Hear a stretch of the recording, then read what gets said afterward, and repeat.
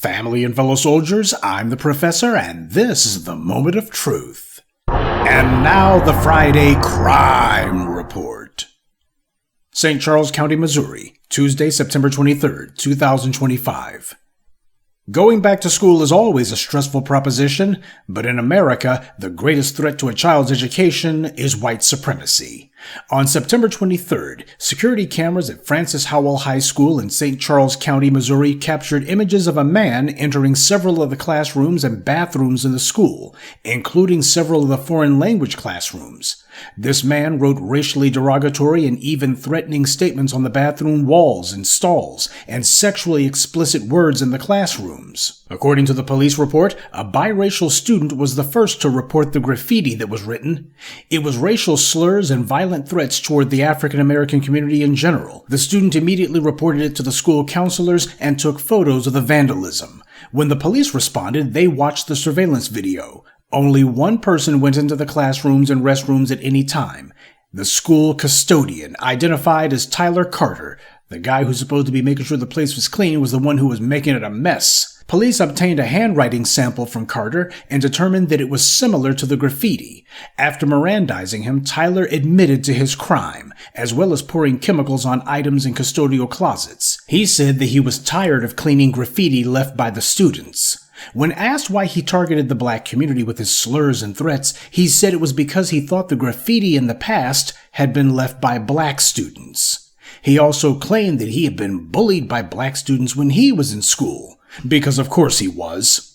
Carter was arrested and charged with second-degree property damage and harassment motivated by discrimination to frighten or disturb. At last report, he was being held on a $50,000 bond. Now, predictably, because the targets of this racial harassment were black, they didn't charge this guy with a hate crime, which is what he should have been charged with. These are terroristic threats the whole 9 yards. I posted for you on Twitter about how there was an incident at Syracuse University where someone had decided to throw a bag of pork into a Jewish frat house.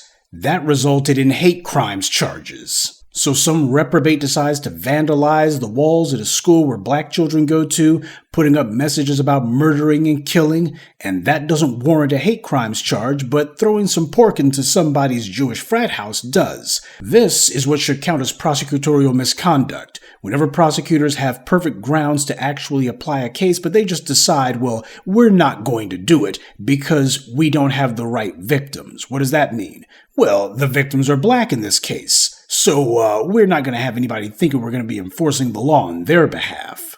The school superintendent gave the predictable insincere apology, all of the empty PR rhetoric, but you won't be surprised to learn that this isn't the first racial scandal that this school system's had. Wow. Mitchell Long can't stop thinking about it. Last Thursday, he found a noose hanging from this restroom stall inside Francis Howell Central School Athletic Stadium. Long is a father of 2 in the district. I was like, are we really doing this? This can't be real. I'm tripping. Long says he grabbed another parent to witness what he saw. They snapped photos and alerted coaches immediately, who Long says were apologetic. But he says the school and district leadership failed. The district tells First Alert 4 it doesn't tolerate hate, adding they don't believe this is a racially motivated incident. Long says school leaders told him a kid was in a crisis. I asked the district about that Monday. It had no further comment. We have a pattern of racial incidents in our district that is increasing, right? We have a rise in these incidents. Jamie Martin is with Francis Howell Forward, a group of parents advocating for inclusivity in the district. No matter the reason a noose is hanging in the bathroom, it can't be good. Francis Howell Forward would like to see the district's equity committee, as well as the resolution against racism and discrimination, restored. 5 on Your Side has followed other incidents involving the Francis Howell School District in the past year. Last year, a noose was found hanging in the bathroom behind the Francis Howell Central High School football field. The school board also reversed a ban on educational materials that included hate speech. And recently, the board voted to ban Black Studies courses, prompting protests and walkouts. Leaders later reinstated them with some modifications. So, in the past, this school system's been the site of nooses being left to intimidate black students, and you got a school board that's been doing their own pathetic impersonation of moron DeSantis' performative extremism. Black students have to be on full alert, as do their parents. And stop expecting the racists who have miseducated black children for over 100 years to decide to suddenly educate them now. We keep trying to have faith in bigots, and that doesn't work. This reprobate was sneaking into the bathrooms that these children use. Somebody should be trying to find out if he was leaving anything else in those bathrooms besides graffiti. And yeah, I'm talking about cameras. As surely as night follows day, these white supremacists can always be counted on to engage in the lowest and the basest of sexual degeneracy. When somebody stoops so low as to threaten children, you really can't put anything past them. The entire reason that racists like this pull these stunts is precisely because they know that they have the open approbation and support of the so-called administrators. That's the reason why these creeps never get fired. They just get transferred from one place to another. They depend on that. They rely on that because that's what white supremacy is, a system of goodies, giveaways, and guarantees that they're going to be insulated from what should be the natural consequences of their behavior. We'll continue with the moment of truth in just a moment, but first, a word from the official sponsor of Black Empowerment, Power Tools. There's no telling when something's going to come up, so make sure you carry your power tools at all times. You never know when you're going to need to bring the hammer down, or when you'll have some trash that needs to be blown away, or some obstacle that requires cutting down. Don't get caught empty-handed. Keep your hammer close by. Keep that leaf blower at the ready, and always carry your steel.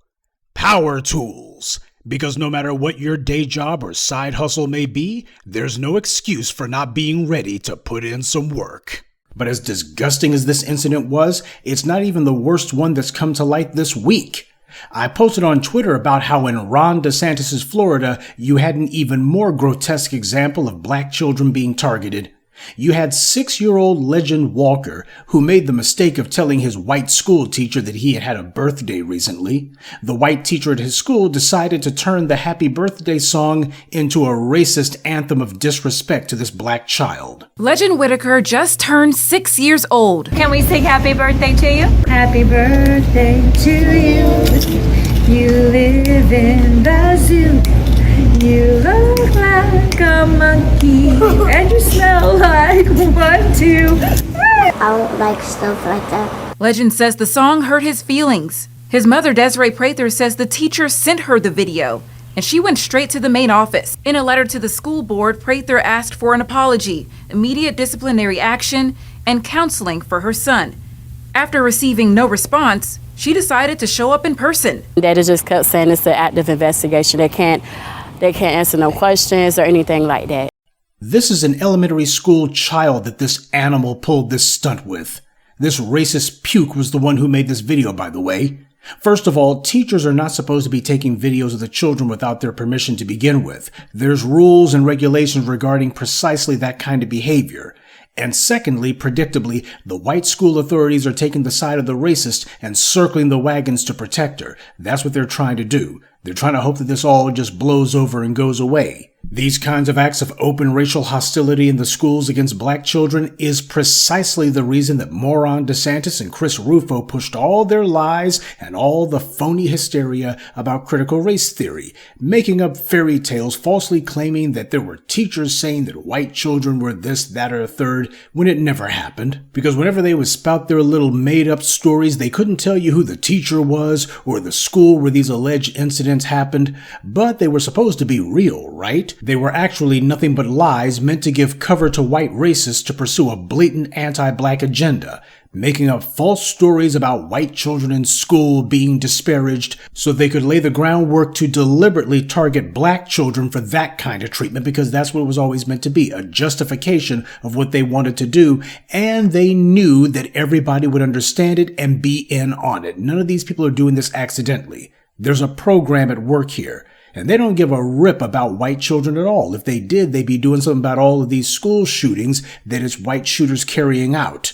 This campaign of stochastic terrorism against black children is the reason that this happened to this child, and that was the entire point.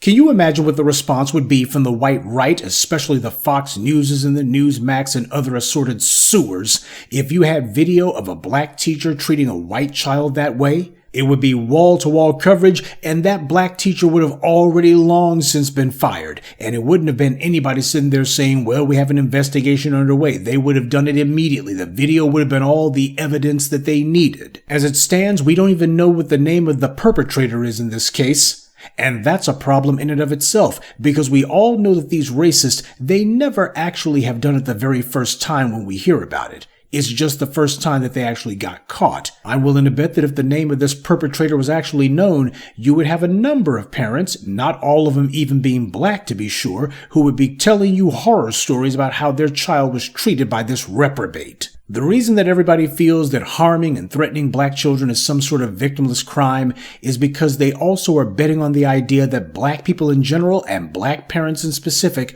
are not going to actually charge them a price for it.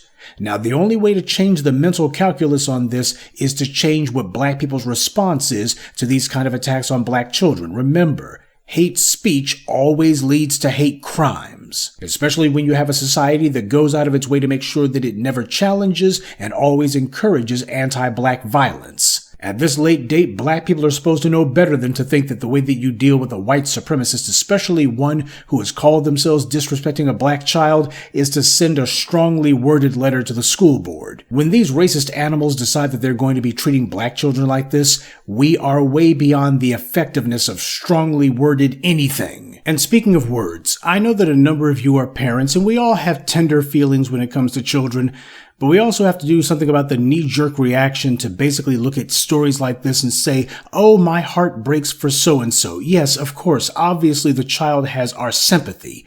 But this is about going beyond mere sympathy, not the usual, oh, our heart breaks. This isn't the time to be talking about our feelings. The proper reaction to give to incidents like this is to talk about what the response should be. People need to be taught when they've crossed the line. And they also need to be taught that we are the ones who will determine when they have. It's not going to be put up to a vote, and their opinion means nothing on that. If we say you cross the line, you have. And then they have to be taught not to do it. And that only happens when you have a community that's on code and makes it clear precisely what the results are for calling yourself racially harassing or trying to humiliate black children. And as I also posted on Twitter, I'm going to leave you with the words of Paul Mooney, who many years ago gave a comedy routine that mentioned a scenario that was just like this one.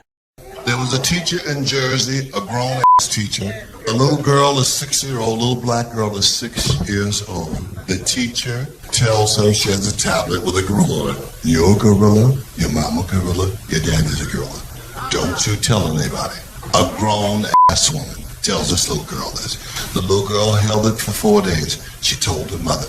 The mother was a nice mother. She came to school. All she wanted was an apology. Is that a nice mother? A grown-ass woman, better than my 6-year-old. I'd have waited for that woman after school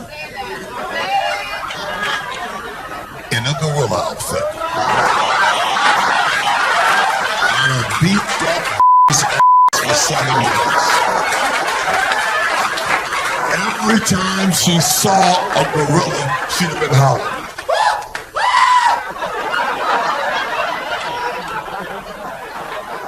I don't know why these people think they can mess with people's children and go on about their goddamn business and nobody gonna do anything. They're insane. Don't mess with my 6-year-old. I will cut a motherfucker's head off and go to the bar and talk to it. Give me a scotch and soda and give my friend here a beer. When they go crazy, you're supposed to go crazy too. And that's this week's Friday Crime Report. Keep your eyes open and stay on alert, because there's a lot worse criminals out there than the ones the white corporate media chooses to show you. Good day, and be one. I'd like to take a moment to mention some of our contributors. Carl Miller, Kari Brasher, Tariq, Ikegas Dorset, and Ronald Waits. Salute to them and thank you to everyone for listening, liking, and sharing this message. Black empowerment only exists because of you.